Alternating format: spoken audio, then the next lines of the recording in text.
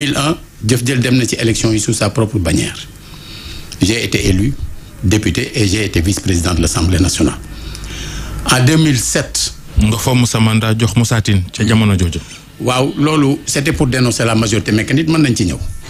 parce que je pense qu'il y a beaucoup de choses à dire ci ni ñuy defee élection yi ci député ni muy doxee ci Sénégal ak coppite yi ci war a am. 2007 j'ai été élu fekk jamono boobu Jëf Jël moo njëkk a def parité ci Sénégal te fekk boobu nekkul woon ci loi bi moment biñ ma falee jour biñ ma falee laa defoon rechute par rapport ak xew-xew yi amoon le 5 octobre 2003 ma xam ne mënoon naa dem faju ji téye mandat bi ñu naan benn député moo jagadi j'ai préféré bañ a xañ peuple bi un représentant ma démissionné Mously Diakhaté mi toppoon ci man doon député. xam nga kon yooyu yëpp Jëf Jël dafa dem sous sa propre bannière yeneen yi ci topp yëpp loolu amul le conseil national du Jëf Jël a estimé que ci élection législative yi ñu jëm le 17 novembre Jëf Jël day dem sous bannière propre. maintenant une fois ñu décidé ko am na quand même ay sénégalais yu yorul parti politique yu décidé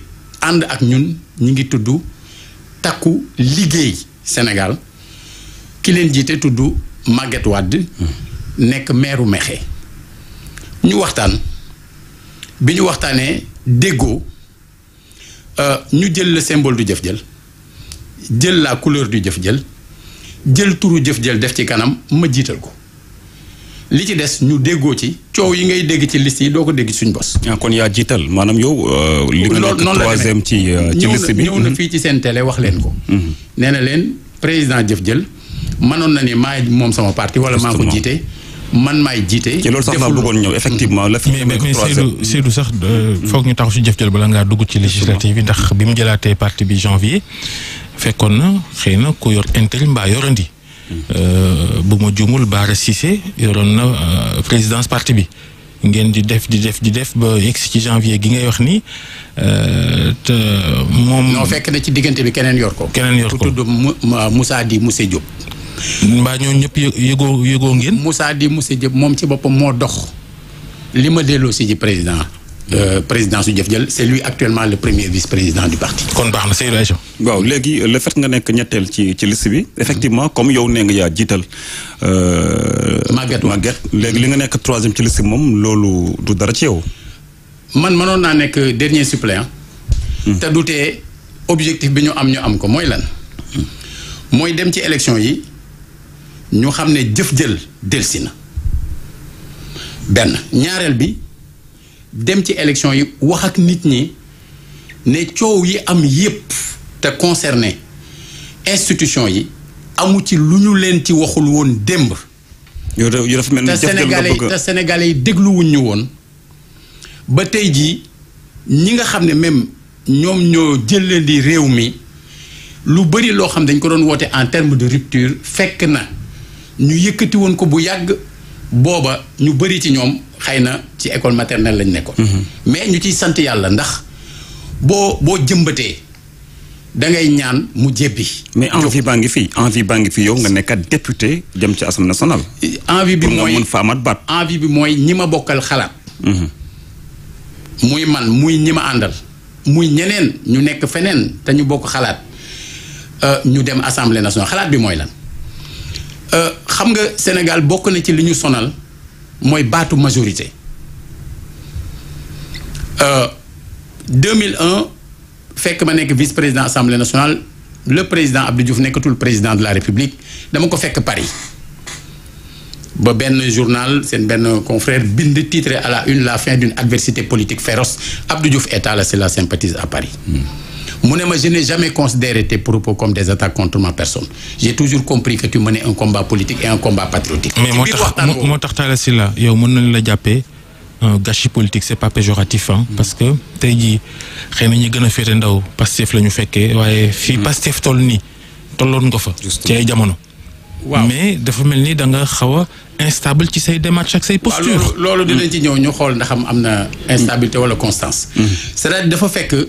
moment boobu dama ni président Abdou Diouf personne n'a besoin d'une majorité pour gouverner mu ne ma man ngay wax loolu man ma jiite man nekk premier ministre 10 ans nekk président pendant 20 ans d'accordul ci loolu ma ne ko xam nga lu nit ñi di doyee majorité mu ne man mooy def lu la neex def lu la neex lañ koy doy ndax ma ne ko kenn warul mënul nekk président yore gouvernement am benn projet de loi bu baax ci askan wi wala nga ci benn pàccu askan wi nga def la communication bi ci war benn député ñemee voté contre mais bu fekkee da nga bëgg indi ay institutions yu la neex supprimer yu la neex dugal ci réew mi ay modifications yu la neex ak teg loi yu la neex moment boobu da ngay soxla ay xuusmaa ñàpp mooy ay marionnettes yoo xam ne loo leen sant ñu def ko quand j'ai démissionné le 7 décembre 2001 de l'Assemblée nationale c'était pour dénoncer cette majorité mécanique à l'époque kenn mënuñu woon dégg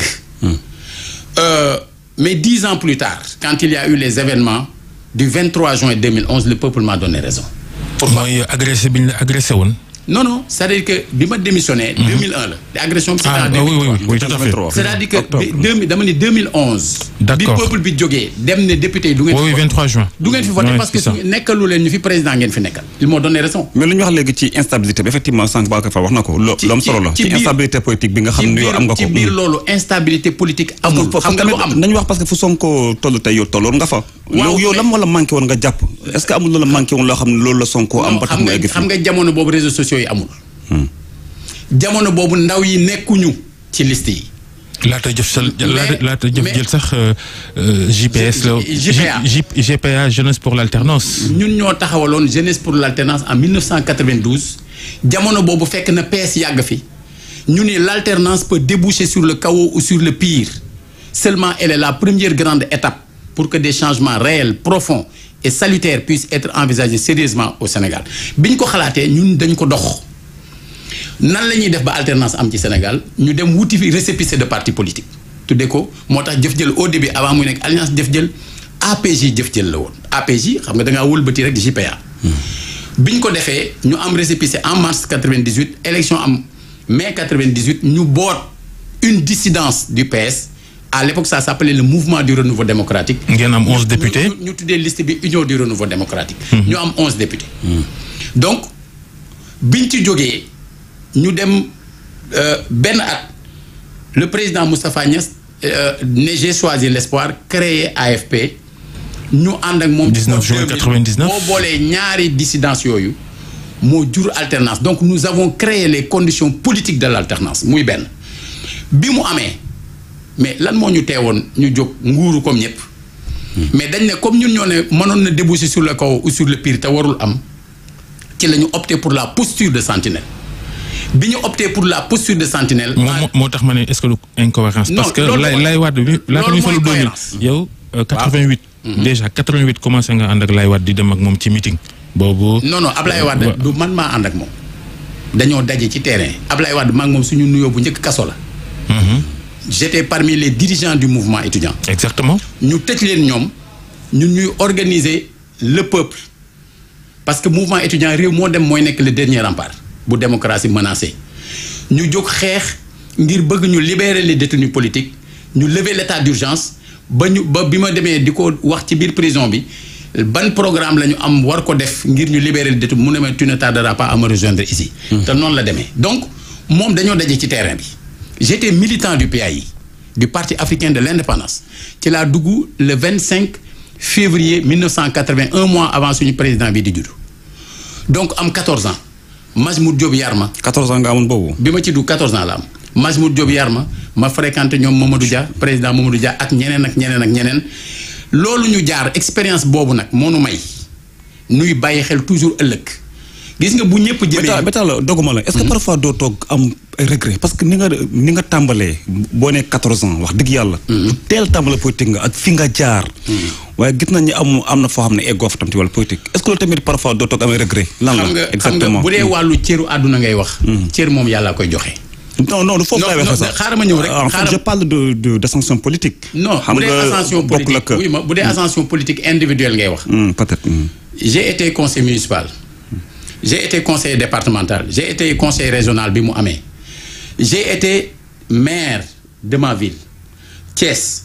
j'ai été conseiller spécial du président de la République j'ai été député j'ai été vice-président de l'Assemblée nationale j'ai été ministre donc su fekkoon ne ascension personnelle la. mën naa wax ne li ma ci manqué bëriwul. donc côté boobu mënuñu ko wax mais comme li may wut du sama yëfu bopp man askan wi laa mas a wutal. pourquoi Jëf Jël n'est pas resté compact parce que yow Moussa Tine Benoît Sambou Mously Diakhaté plus tard pourquoi bloc Jëf Jël bi tasaaroo te dara xewagul. waaw mais loolu aussi du man nga koy laaj boo koy laaj da ngay laaj ñi dem tam mais kenn mësuma dégg nit dem ba ma wax ci parce que j'estime que la politique c'est une liberté en mouvement nit kenn ku ci nekk man ni ma mënoon a bokkee PAI xëy bis ma jël benn yoon parce que jàngal naa une situation noonu laa nangulee keneen mu ànd ak ñun ba benn moment mu jël yoonam mais bi ñu génnee présidentielle bi kenn ku nekk woo naa la ne la xam ngeen ne bu ngeen wàccul woon seen ànd tey Sénégal leneen moo fiy xew. ñoom Moussa ak Benoît. ñëpp ñi nga xamoon ñëpp te ñu fees ci jëf ja amuñ ku ma ci woowul alors te ñoom ñëpp aussi nangu ne jaadu na nu waxtaan te ñu ngi ci tamit. alors pour.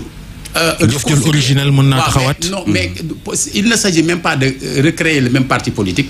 ou dajalewaat ci même parti politique parce que nit dafa jege boppam te bu xasee dem ba yore lu mu jiitee pour nga jóg di ko bokkuloowaat ci loo xamante ne lu weesu la. du yomb par contre mën nañu mettre en place un front organique boo xam ne orientation yi ñu bokk. ça va être facile parce que. Moussa Tine jóge na ci Khalifa Sall ça va faciliter peut-être. ak lu manti xew. maanaam muy Khalifa muy keneen maanaam amu ci kenn ku mën a fexe ba gën a jege Moussa Ka man ndax yàlla moo dogal suñu borom jaarale ko sama loxo ma seq ak waajuram jàmm boo xamante ni bi ma dénkee Moussa ñetti fan lañ ci teg mu génn àdduna. kon lépp loo xamante ni tey jii mën naa ko def pour ñu jegante wala ma def ko pour Lamine Bara Cissé Barès yi nga xam dañoo bokk lu bëri. ñoom Thierno Diakhaté ak ñeneen ñu nga xam te ak Mously Diakhaté ñëpp dama koy def mais tey dama bëgg a wax ni li ñu boole laa bëgg ñu wax ci.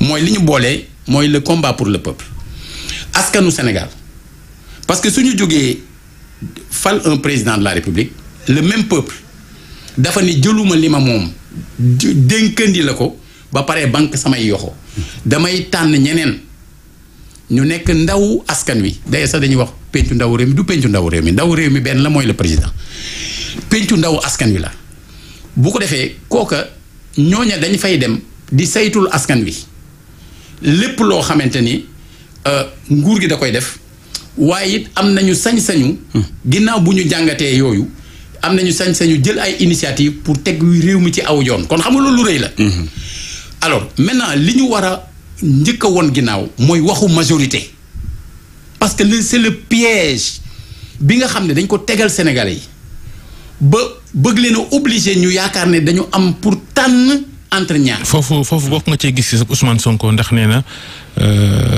Assemblée nationale opposition moo ko war a contrôler loolu moom ba muy nekk opposition la ko wax ne opposition moo war a contrôler assemblée ngir mën a xool li gouvernement bi liggéey correctement. voilà dama wax ne ñaari position la Sénégalais yi miin ci homme politique yi bu ñuy wax législative benn bi mooy ñi nga xam ne tey comme tey dañu ne nañu jël majorité dooleel président donte bi ñu nekkee opposition leneen lañ doon wax.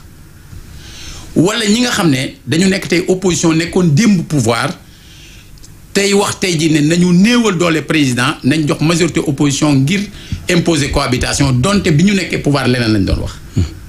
alors que il ne s'agit pas de donner la majorité ni à qui ni à quel il s'agit de reconnaître que y a que le peuple qui doit avoir la totalité. mooy képp ku ñu fal ak liste bu manti présenté woo une fois élu.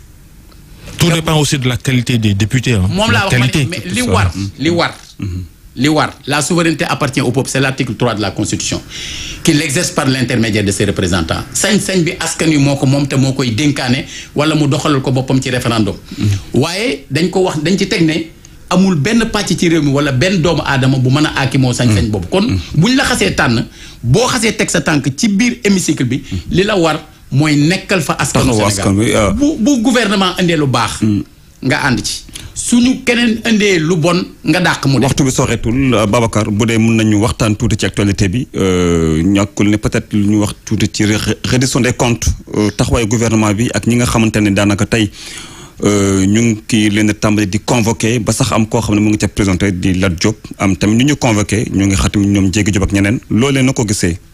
waaw man xam nga dama gëm transparence et reddition des comptes bi ma nekkee maire de Thiès damay def juróom-benn weer yu jot ma woo ñëpp devant presse bi yëpp en direct ma rendre compte peuple bi juróom-benn weer yi man ak sama équipe lii lañ fi def jafe-jafe yi lañ jànkoonteel juróom-benn weer yi di ñëw lii la ñu dëgmal lii la ñu fas yéenee def naa ko fukki yoon ak juróom ba am ñaari yoon prix d'excellence du leadership local en matière de transparence et de reddition des comptes donc man mënuma contre loolu li may wax par contre te depuis quelque temps ñi nga xam ne samay xarit lañu wala ñoo xam ne yàlla dogal na modestement maa leen formé te ñu nekk ca biir ñooñu dama leen wax ne président Abdoulaye Wade bi ñu koy fal en 2000 il avait 7 ans te fekk na jaaroon na si nguuru Abdou Diouf amoon na expérience. mandat 7 ans. voilà mandat 7 ans la amoon. président Macky Sall bi ñu koy fal 2012 il avait un mandat de 7 ans te jaaroon na ci poste yëpp donc day ñëw rek dérouler. yéen vous n'avez pas 5 ans. amu leen 5 ans parce que vous avez le temps de l'apprentissage ngeen dolli ci ne ñetti élection dina fi jaar législative anticipée dina fi jaar ay local ak présidentielle bu doon benn bu ci nekk 6 mois kese nga ci dindi plus 6 mois d'apprentissage au moins c'est 2 ans yoo xamante ni du ngeen liggéey. donc su fekkee ne da ngeen bëgg a jël dispersé wu du baax tey jii ce qu'on appelle reddition des comptes justice dafa war a dox. J'avais déjà proposé depuis 2005 j'avais fait des propositions de réformes institutionnelles dont benn boo xam ne moo doon nañ jël IGE jëlee ko présidence de la République yóbbu ko Cour des comptes le président de la République su joxee des missions publiques am na sañ-sañu ne nañ ko saytu. Cour des comptes elle est très indépendante la Cour des comptes. waaw bu ko defee bu saisiree Cour des comptes mu actionné bras d'investigation boobu di IGE bu defee liggéey ba pare. dafay ñëw jox rapport bi Cour des comptes mais Cour des comptes dafay jël rapport bi jox ko président de la République mi ko commandité woon mais jox ko aussi je ne dis pas à l'Assemblée nationale mais à chaque député puisqu'il s'agit de mission publique maintenant si la Cour des comptes constate qu'il y a eu commission d'infraction moom ci boppam mooy saisir le procureur nga xam ne amul teg conco ci benn dossier loolu ay proposition la yoo xam def nañ ko fi y en a énormément. xanaa Talla Sylla député. dina deqiwaat loola tegaat ci. dinañu indi loolu dinañu indi non pas la suppression de ce qu'on appelle les fonds secrets. puisque warul ku xam état xam ne warul par contre définir des modalités de contrôle pour que la mu war a jariñ pour l'état sénégalais mu mën ko jariñ mais beneen ba ca topp modifier le mode de scrutin. pour que député bu ñu koy tànnati dootuñu ko tànnati ci liste. bu ñuy tànnati député ñu diviser le Sénégal en circonscription bu ko defee circonscription bu nekk bu ñuy tànn. benn la légitimité législative c'est de faire des législatives des élections départementales tout court. non en deçà même des départements. bu ñu soxlaa 165 députés ñu am 165 circonscriptions ñiy fal benn député ñu xam. kan la liste proportionnelle bañ a amati. mu bañ a amati proportionnelle nii liste départementale scrutin uninominal à 2 tours. nit ñi xam ki ñuy votel ku mu doon parce que ñi lay votel suñu xamee ne yow yaay diw. buñ la wóoluwul duñ la yabal. jërëjëf Talla Sylla kon seen liste yéen mi ngi tudd Jëf Jël takku defar Sénégal. takku liggéey Sénégal takku liggéey Sénégal. Maguette Wade nekk tête de liste bi. yow nga nekk 3e ñeneen professeur Ogo Seck nekk ci yeneen bu président association des juristes africains. ak ñeneen ñoo xam ne ñi ngi ci biir. te bu ñu duggee ci campagne bi dinañ leen gis. bu soobee yàlla ñu fàttali ne jëlaat nga parti bi di Jëf Jël bi nga sosoon. waaw jërëjëf Seydou Nour jërëjëf Cheikh Tidiane.